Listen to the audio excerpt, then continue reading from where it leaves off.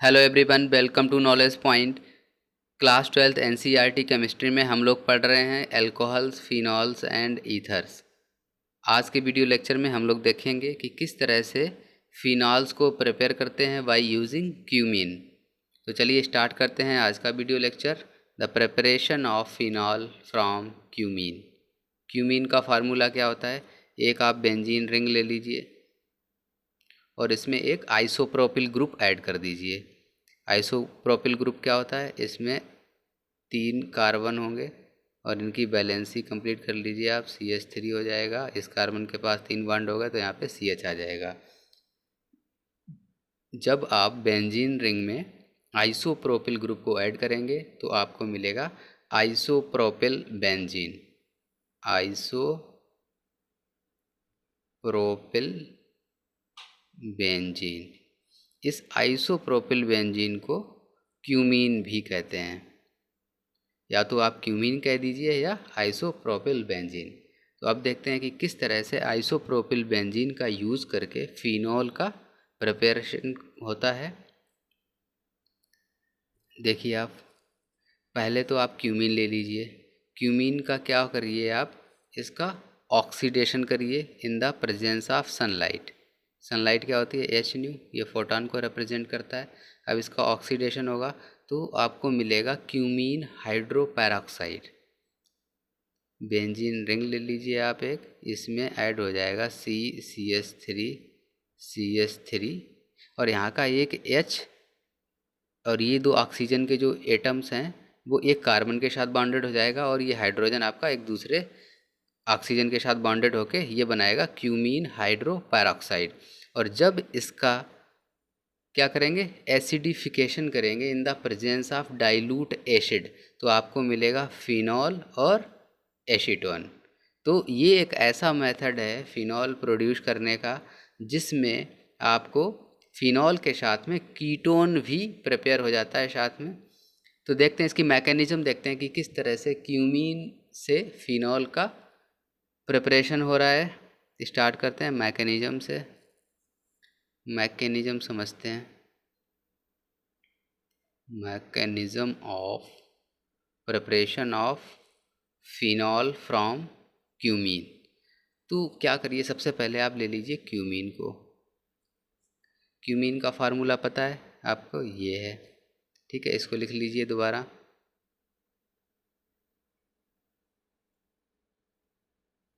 ये रहा आपकी बेंजीन रिंग, इसमें ऐड कर दीजिए आप एक कार्बन के साथ सिंगल बॉन्ड हाइड्रोजन है। इस कार्बन के साथ 2 कौन से 2 मिथाइल ग्रुप ऐड हो जाएंगे। एक मिथाइल ग्रुप ये ऐड हो गया, दिख नहीं रहा है, दोबारा बनाते हैं इसको। ये है एक बेंजीन रिंग,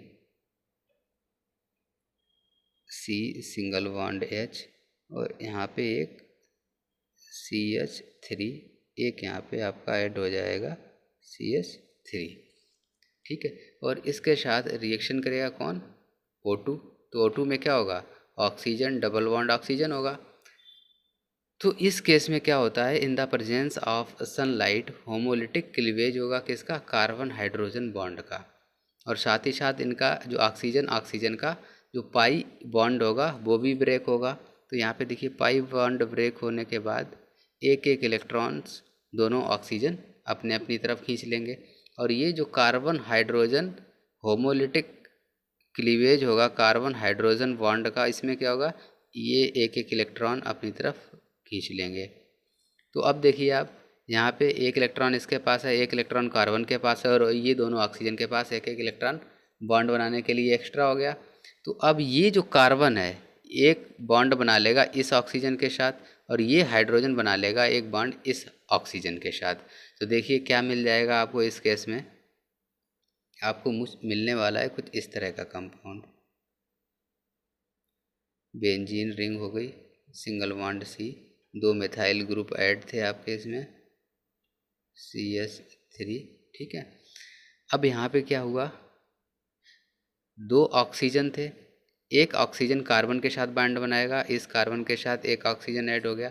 अब इस ऑक्सीजन के साथ डबल बॉन्ड ऐड था, वो डबल बॉन्ड ब्रेक हो चुका था, अब क्या सिंगल बॉन्ड रह गया ऑक्सीजन के साथ, और इस ऑक्सीजन के साथ क्या हुआ, आपका हाइड्रोजन अटैच हो गया। तो अब आपको जो ये कंपाउंड मिला इसको कहते हैं क्यूमीन हाइड्रो पैरोक्साइड। अब इस क्यूमीन हाइड्रो पैरोक्साइड का हम लोग क्या करेंगे, इसको ट्रीट करेंगे in the presence of dilute acid. Dilute acid कुछ भी हो सकता है, जो भी H पॉजिटिव आयन देगा उसको कहते हैं डाइल्यूट एसिड। डाइल्यूट होगा मीन्स उसकी वाटर की मात्रा जो होगी वो ज़्यादा होगी। तो चलिए क्यूमीन हाइड्रो पैरोक्साइड को अब ट्रीट करते हैं in the presence of dilute acid. ये रहा आपके पास क्यूमीन हाइड्रो पैरोक्साइड, ठीक है।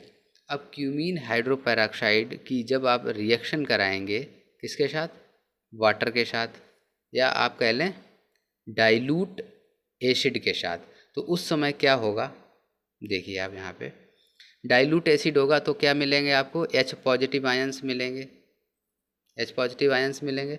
अब ये जो दो ऑक्सीजन है इनके पास क्या है, लोन पेयर ऑफ इलेक्ट्रॉन्स हैं, इसके पास भी है और इसके पास भी है।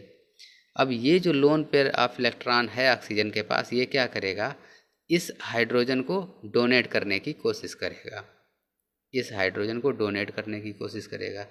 तो इस वजह से ये जो H पॉजिटिव आयन है ये ऑक्सीजन के साथ बॉन्ड बना लेगा। कैसे बॉन्ड बनाएगा देखिए आप, ये इसके साथ बॉन्ड बना लेगा। जब ऑक्सीजन ने अपना lone pair of electron hydrogen को डोनेट कर दिया, एक बॉन्ड बना लिया, तो इस ऑक्सीजन के पास क्या आ जाएगा, पॉजिटिव चार्ज आ जाएगा। ये पॉजिटिव चार्ज आ गया।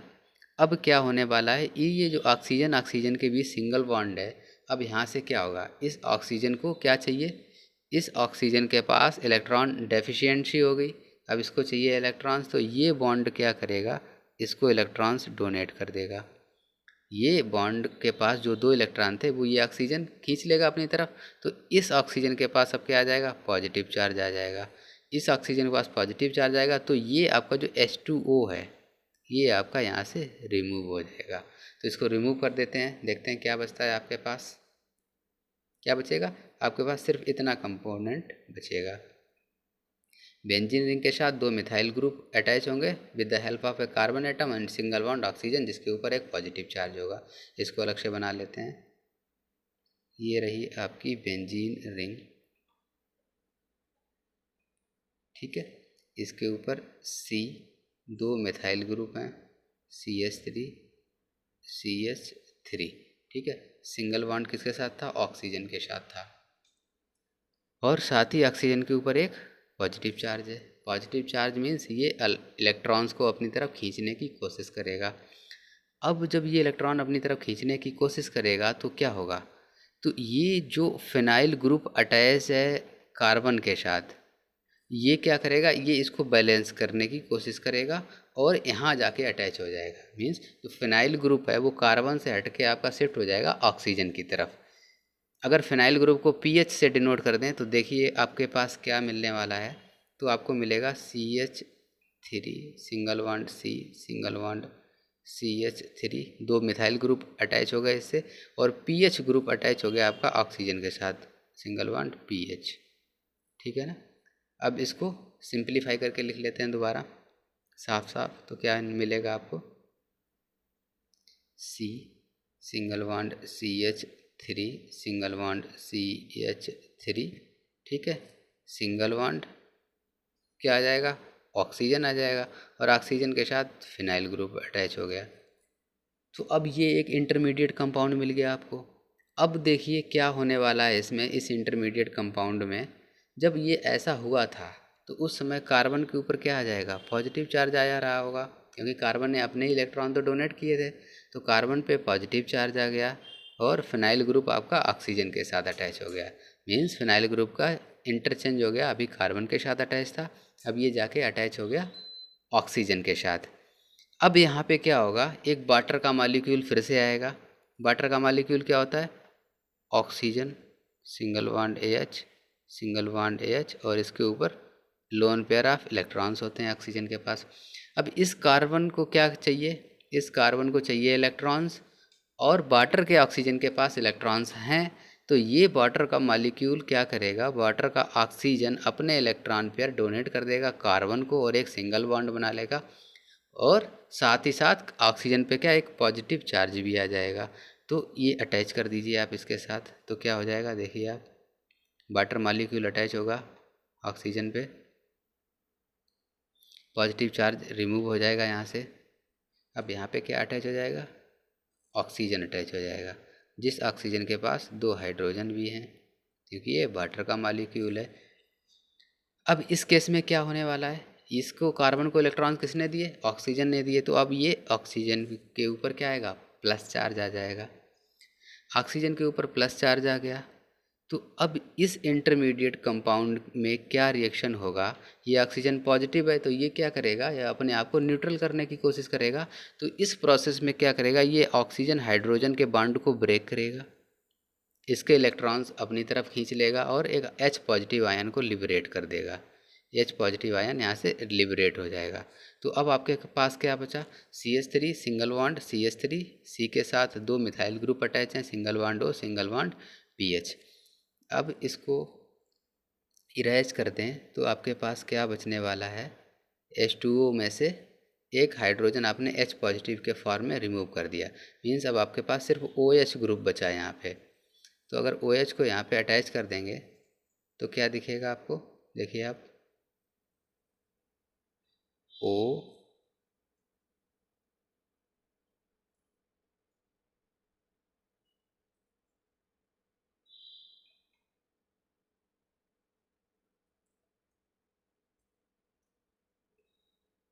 O सिंगल बॉन्ड H, ये आ गया आपके पास।